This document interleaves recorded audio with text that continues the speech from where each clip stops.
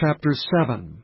But Solomon was building his own house 13 years, and he finished all his house.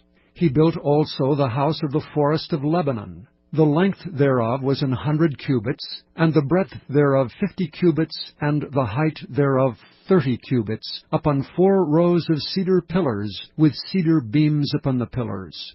And it was covered with cedar above upon the beams, that lay on 45 pillars, 15 in a row.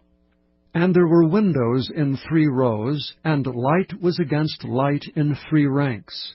And all the doors and posts were square with the windows, and light was against light in 3 ranks. And he made a porch of pillars. The length thereof was 50 cubits, and the breadth thereof 30 cubits, and the porch was before them. And the other pillars and the thick beam were before them. Then he made a porch for the throne where he might judge, even the porch of judgment. And it was covered with cedar from one side of the floor to the other. And his house where he dwelt had another court within the porch, which was of the like work.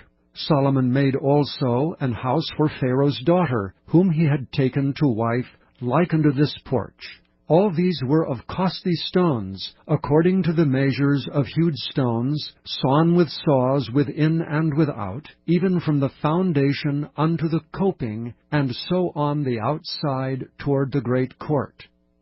And the foundation was of costly stones, even great stones, stones of 10 cubits, and stones of 8 cubits. And above were costly stones, after the measure of hewed stones and cedars. And the great court round about it was with 3 rows of hewed stones, and a row of cedar beams, both for the inner court of the house of the Lord, and for the porch of the house. And King Solomon sent and fetched Hiram out of Tyre. He was a widow's son of the tribe of Naphtali, and his father was a man of Tyre, a worker in brass. And he was filled with wisdom and understanding and cunning to work all works in brass. And he came to King Solomon, and wrought all his work. For he cast 2 pillars of brass of 18 cubits high apiece, and a line of 12 cubits did compass either of them about.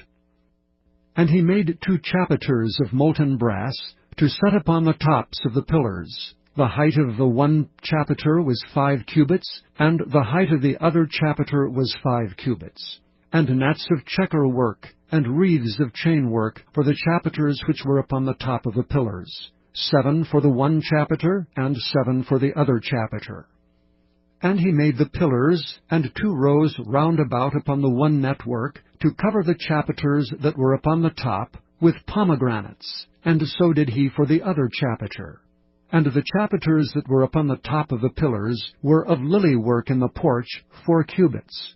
And the chapiters upon the 2 pillars had pomegranates also above, over against the belly which was by the network. And the pomegranates were 200 in rows round about upon the other chapiter. And he set up the pillars in the porch of the temple, and he set up the right pillar, and called the name thereof Jachin. And he set up the left pillar, and called the name thereof Boaz. And upon the top of the pillars was lily work. So was the work of the pillars finished. And he made a molten sea 10 cubits from the one brim to the other. It was round all about, and his height was 5 cubits, and a line of 30 cubits did compass it round about. And under the brim of it round about there were knops compassing it, 10 in a cubit, compassing the sea round about. The knops were cast in 2 rows. When it was cast, it stood upon 12 oxen, 3 looking toward the north, and 3 looking toward the west, and 3 looking toward the south, and 3 looking toward the east. And the sea was set above upon them, and all their hinder parts were inward. And it was an handbreadth thick, and the brim thereof was wrought like the brim of a cup, with flowers of lilies. It contained 2,000 baths. And he made 10 bases of brass. 4 cubits was the length of one base, and 4 cubits the breadth thereof, and 3 cubits the height of it. And the work of the bases was on this manner. They had borders, and the borders were between the ledges. And on the borders that were between the ledges were lions, oxen, and cherubims, and upon the ledges there was a base above, and beneath the lions and oxen were certain additions made of thin work. And every base had 4 brazen wheels, and plates of brass, and the 4 corners thereof had undersetters. Under the laver were undersetters molten, at the side of every addition. And the mouth of it within the chapiter and above was a cubit, and the mouth thereof was round about after the work of the base, a cubit and a half.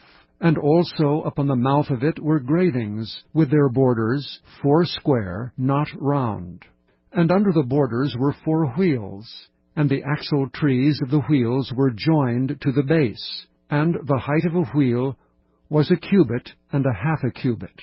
And the work of the wheels was like the work of a chariot wheel. Their axle trees and their naves and their felloes and their spokes were all molten. And there were 4 undersetters to the 4 corners of one base, and the undersetters were of the very base itself. And in the top of the base was there a round compass of half a cubit high.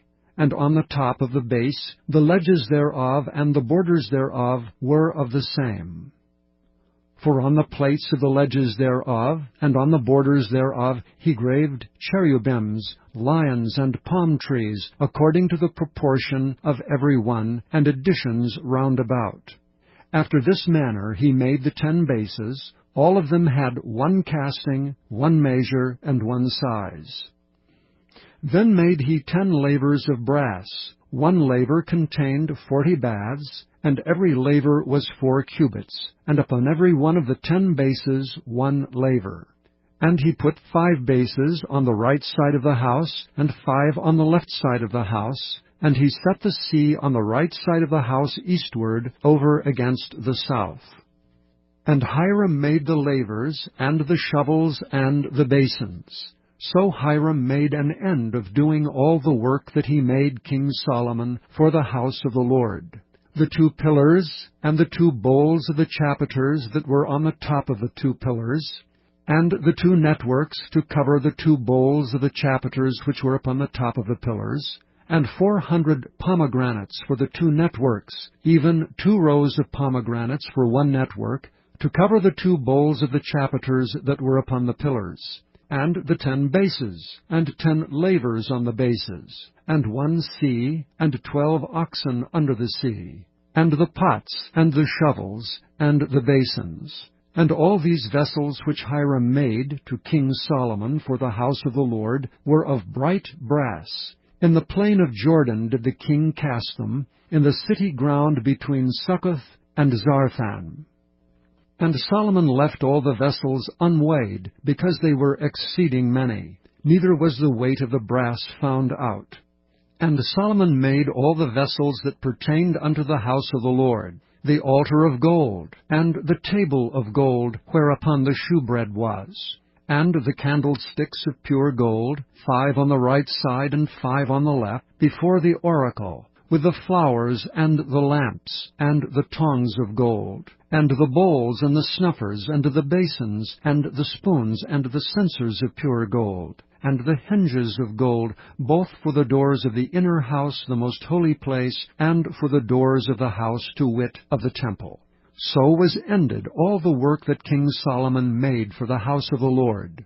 And Solomon brought in the things which David his father had dedicated, even the silver and the gold and the vessels, did he put among the treasures of the house of the Lord.